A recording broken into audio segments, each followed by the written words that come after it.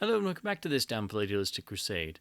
I wanted to do a follow-up review since I was just able to finally look at and just admire the beautiful work that the Cinerama Group and Warner Archive have done with the second of the two three-panel Cinerama feature films, The Wonderful World of the Brothers Grimm from 1962.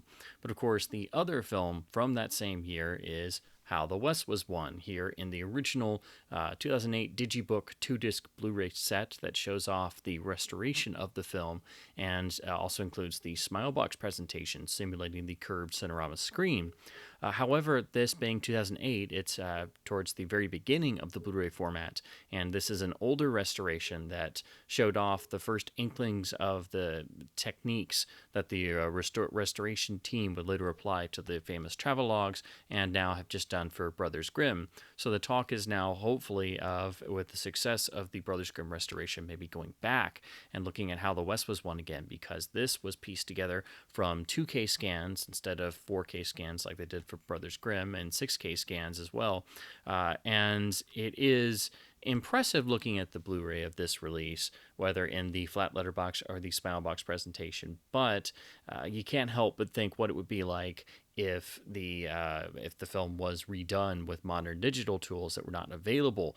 Almost, well, it's getting closer to 20 years old in terms of the 2K restoration on this particular film. The film itself really needs no introduction. It is the other of the two narrative feature three-panel Cinerama films. It was comprised of multiple segments, really technically 5 different distinct segments that show the rise and fall of the West in terms of it being colonized, and it's supposed to have a through line in its story, but it is a little bit loose. But essentially, you have the beginning with a family deciding to go out west and everything that befalls them, and they're sort of, at least some of the characters of this family are your through line narrative characters.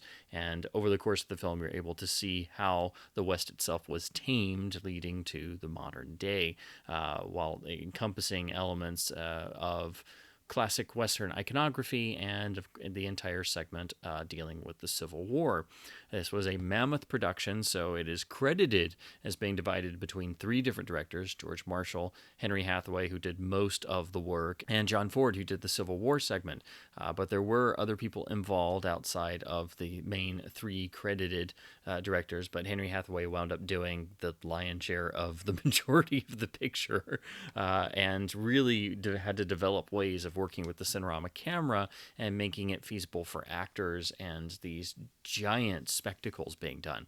Again, you have to really see this film on the biggest screen possible and to appreciate the just extreme difficulty and technical know-how that had to go into bringing the Cinerama camera into the biggest, most lavish Western spectacle that could be managed. And of course, this is entirely in the pre-digital realm.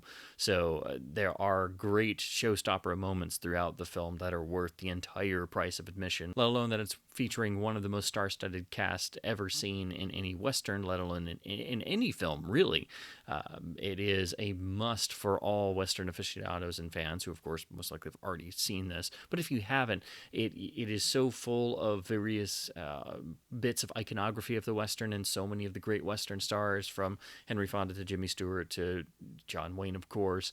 It really is a sort of celebratory a nod to the Western genre, and but also it has a huge influence on every Western that has come since, and it was extremely influential in Europe, where Westerns are taken usually a bit more seriously, and it was hugely influential on a lot of people who then eventually, shortly thereafter, became great Western filmmakers in the last gasp of the Westerns, particularly the Italian Westerns. So being a giant Sergio Leone fan, you'll recognize a lot of influences. And of course, this was the film that inspired him to cast Eli Wallach in The Good, the Bad, and the Ugly, not The Magnificent Seven, like most people like to think.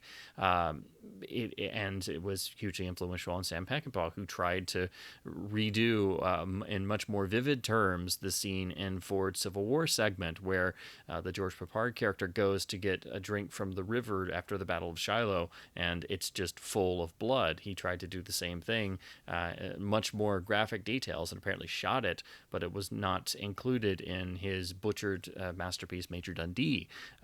So this film is hugely influential on everything that came afterwards.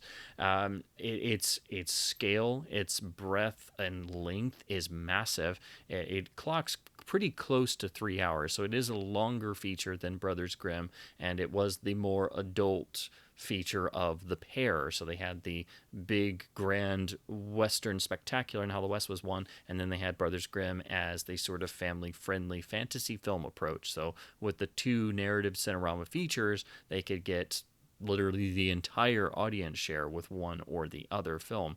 Again, these were the only two films shot in the three-panel Cinerama process, made famous by This Is Cinerama in 1952, and the various travelogues that were made in the intervening 10 years. But only two films, these two, were made in the three-panel process that were narrative features. Part of the reason why there were only two is that it was a very cumbersome and very expensive process. But since Cinerama had only been used for travelogues up to this point, the inherent quirks of the format meant that it was basically like trying to marry traditional cinematic techniques in terms of staging, camera placement, and cinematography, lighting, and acting to a completely new process that actively fights with the traditional cinematic production.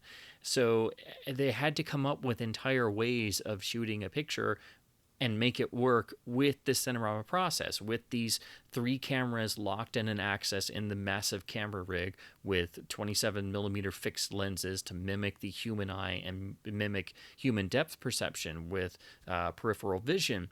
That means that you can't do simple things like pans without worrying about what's that going to do across the curvature of the image. You have to worry about barrel distortions. You have to worry about the actual depth perception. That means you can't do normal close-ups. So that already robs anyone of one of the primary methods of conveying anything in a motion picture. So that's why when you look at these two films, there are no real full close-ups. Everything, like the closest close-up is a shot from the waist up. You also had to worry about where the actors' eye lines are because they can't exactly look at the other actors or actresses or performers without wrecking the eye lines, because the way Cinerama worked was that they were having to stare off into the distance where the camera would dictate where the eyes should go and not necessarily at the person or performer they were dealing with in the actual scene. So there's all these little bits of business that had to be worked out to the most minute detail in order to make this experience work. Now, of course, Cinerama was three cameras locked in an axis, and that meant three pieces of film. The right shot the left shot the right, and the center, of course, the center. This would be mirrored in projection, where it was a three projector setup projecting onto the deeply curved, I think it's 146-degree Cinerama screen. That was not an actual screen. It was actually made of pieces of louvered material to properly not have light refraction onto the other panels. And this was an extremely deep curve in these specially built Cinerama theaters. So people had for 10 years had these massive experiences and driven, from states away to the big cities to go to a Cinerama theater to have an experience that was out of this world, because they could see parts of the world they obviously had not gone to, and to such a degree with the immersion factor being off the charts. So that applying all this to a Western spectacular, it was a mammoth undertaking. It's amazing they pulled it off, and it's amazing that it works. I think it is a bit of a sprawling narrative, and anytime you have a film that takes place over multiple segments, it does sort of make it feel a little tiny bit disjointed from a traditional standard narrative, because you're basically having specifically book-ended segments, and then having multiple directors does change the tone a little bit. You can obviously tell that Henry Hathaway was the director who really took to learning and working with the Cinerama process as much as he could. So he developed ways of making sure the actors were staged in the center panel for really all the intimate moments, to really get the intimate scenes across without having it fighting against the Cinerama process with the three cameras. You can feel the difference in the John Ford Civil War segment, because even though he famously hated having to deal with the Cinerama process, it definitely has some of the traditional, I guess for lack of a better term, the Fordian poetry, if you will, that you usually get, that feeling of a John Ford directed film where all of a sudden the character depth is off the charts.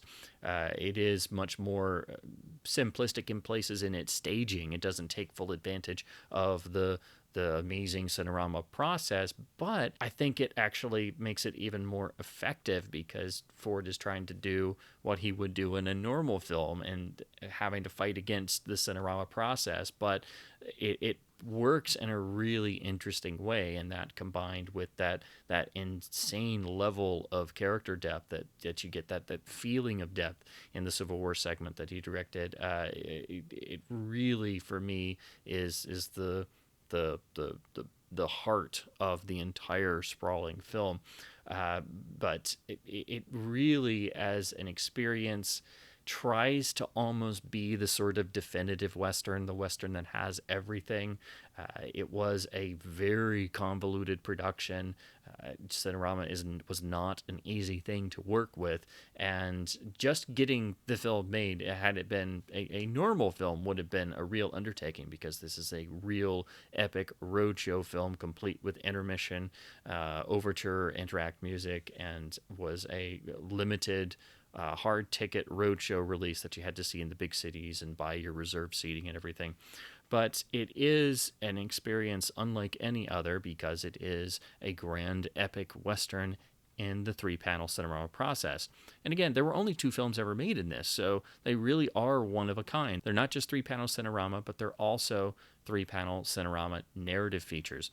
And again, it's worth the cost of admission just to see all the set pieces, and in particular the Buffalo Stampede still holds up unbelievably well, and especially when you're able to see it either in the Smilebox simulation of the curved screen, or if you ever get the rare chance to see a Cinerama feature shown on a Cinerama curved screen in a Cinerama theater. So in 2008, we got the restored version of How the West Was Won on Blu-ray. They had done it first as a deluxe DVD. This was from a 2K scan, so already you can note that this is an older 2K scan compared to the modern 4K and 6K work done on Brothers Grimm and some of the other Cinerama travelogues. So this is basically showing what the restoration work was like when they started, and Brothers Grimm is showing you where they are at now. So the idea of redoing How the West Was Won with the modern tools is a really sound idea. So this was 2008, so it's still early in Blu-ray, so it's unfortunately in the VC1 codec. It's still a great transfer and a great restoration, but it's definitely held back by the limitations of the time. It would be great if this was an archive release. It would be a maxed out bit rate. This one is unfortunately not, and it's a longer feature than Brothers Grimm. Again, this is almost 3 hours long, so it definitely needs more bitrate space and a better encoding job. This is the original Digibook presentation. That is a 2-disc affair, so you get the nice Digibook with a nice little printed booklet inside telling you a little bit about the production, and has some nice stills and original storyboards along with original poster material. But what's really important about this release is Disc 2 is the Smilebox simulation. This was the first major time that it was available on Blu-ray. Smilebox, essentially, as its name suggests, takes the letterboxing and sort of turns it into a sort of smiling-looking shape by distorting the sides of the image on the left and the right, and then narrowing the center panel image, and in order to sort of create a curved screen simulation of the original Cinerama presentation. So this was really important in demonstrating finally in people's homes to at least give you an idea of the impact of the Cinerama deep curve with the 3 panels. And it works extremely well, but thankfully for those who don't like the Smilebox approach, the flat letterbox version is on disc 1, and this gives you all 3 panels essentially side by side. It's not really the way to see this film because these films were designed with the curved screen in mind. So when you look at the flat panels side by side, the distortion issues and quirks inherent in Cinerama in the 3 panel process are much more obvious. So that's why it's a very wide, very narrow image, and you'll see all kinds of weird little distortion quirks along where the join lines are, especially. And the join lines are the biggest thing that people might know about Cinerama and the biggest drawbacks because it is 3 pieces of film. They do have distinct join points.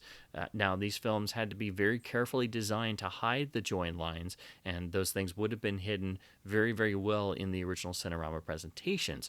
They weren't on the standard release versions where they would cram down all 3 images onto a single piece of film, and that's how most people saw these on the general engagements that would go to regular cities after the big road shows. And then all the old video transfers and TV broadcasts were mostly pan and scanned from those, or they were done in letterbox, as I have here on the old letterbox Laserdisc, which was the first time you could see the film in widescreen. So this is working off one of those 35 millimeter composite prints where they took all 3 panels and put it all on one piece of film. But this was the best that could be done in the video realm at the time, and it's actually quite impressive for this time period in Laserdisc.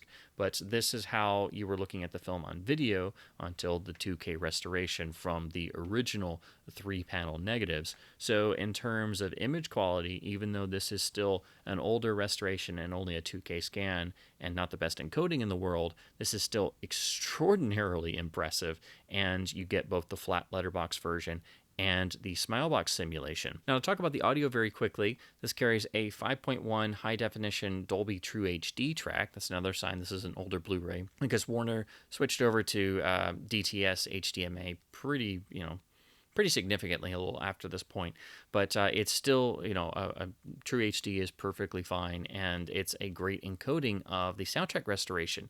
Now, a lot of people are maybe aware of Cinerama's deep curved nature and the 3 panels, but they may not realize that Cinerama was also groundbreaking for its usage of sound in terms of having a 7-channel stereo magnetic audio system with 5 channels across the stage area, and then having 2 additional channels in the hall for additional emphasis. So you had an actual surround experience, even though it's not what people may think of today as surround sound in its usage and application. And all the stuff Cinerama was doing trickled into the various large format 70 millimeter processes, and those systems eventually were later tweaked and honed and developed and sort of became the basis of the modern 5.1 system. So you can basically take modern surround sound and draw the line all the way back to the widescreen revolution, which was started by This Is Cinerama in 1952. So really, the first tried and true system that was not a one-off that leads directly to modern digital surround sound is the 7-channel Cinerama system. Now, this film also, like Brothers Grimm, does have directional dialogue to a certain degree. That's where dialogue follows characters across the screen from left to right, depending on where they are in screen orientation. Now, unfortunately, a lot of films from the Roadshow era did have this mixed out on later video releases, because the modern thinking is all dialogue should be center channel locked, and that directional dialogue is distracting and not realistic. But when done right, it's a real art form, and unfortunately, this has happened to a lot of Roadshow classics. Some people have said that or at least I've read people talking about how some of the older versions of this film have a lot more dialogue panning, and that the 5.1 remix was not as historically accurate. Unfortunately, I don't have the very oldest releases, but I did compare this to the Laserdisc, which is a matrix track. So obviously, it's not as effective as the discrete track, but both of them do have the similar amount of dialogue panning. It is there. It is the same track source. The Laserdisc was mastered from the original materials, just as the Blu-ray was, but of course, it's just discrete versus matrix. So the discrete presentation actually does envelop you in sound a bit more, as it should, and it is a really impressive presentation.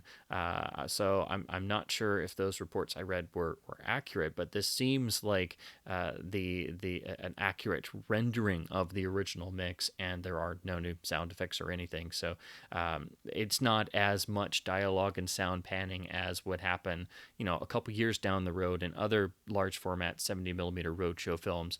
But it does have it to a degree, which is really impressive for 1962, just like it is in the track for Brothers Grimm. So I have no real complaints with this release, except for the fact that it's an older scan, an older restoration, and an older Blu-ray presentation.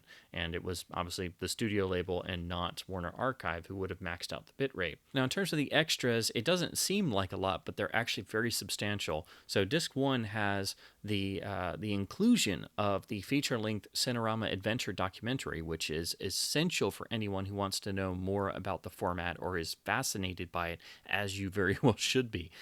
This was made by some of the same personnel who went on to be in the team who restored all the Cinerama features. Hal West was one, being one of the first. It is a fantastic documentary that I cannot recommend highly enough, that really gives you as much historical information as possible to the background of the process, the development of it, and its impact, which really led to the entirety of the widescreen revolution.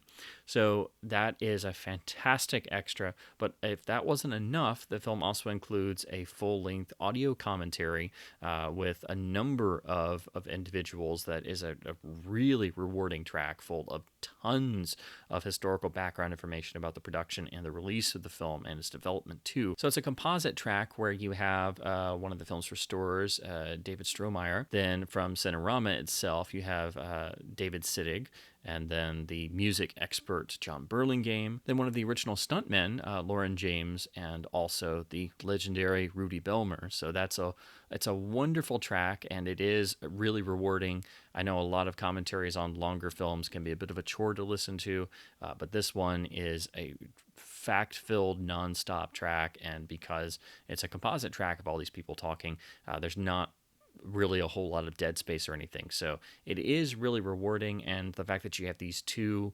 feature-length extras makes up for the fact that that's pretty much the entirety of the extras package. Now, unfortunately, because this is such an older release and this is the special edition Digibook, the problem is this has gone out of print, and now all you can get is the single disc version that's included in other Blu-ray releases. So the single disc version takes disc 1 with the documentary and the commentary, which is the flat letterbox version. So that's still a great way to see the film, but you lose out on the Smilebox presentation with the screen curvature simulation, which really helps in presenting the film much more closely to what was originally intended with the screen curvature.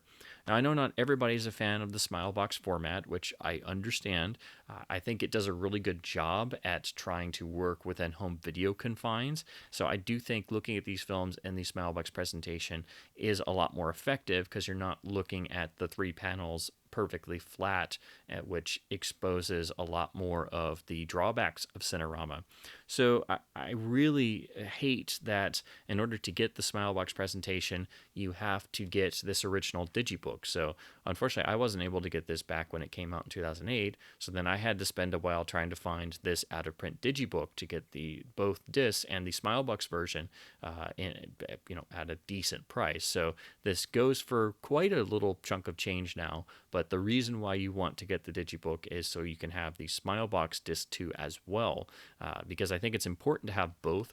And I really do think the Smilebox presentation helps in conveying just the sense of immersion more than the flat version. So that's another reason why it would be really great and important to be able to redo the restoration, or do a new restoration with modern tools to advance over the already impressive 2K work done here, but to also get the Blu-ray in print with both the letterbox and the Smilebox versions, and maybe hopefully some new extras as well.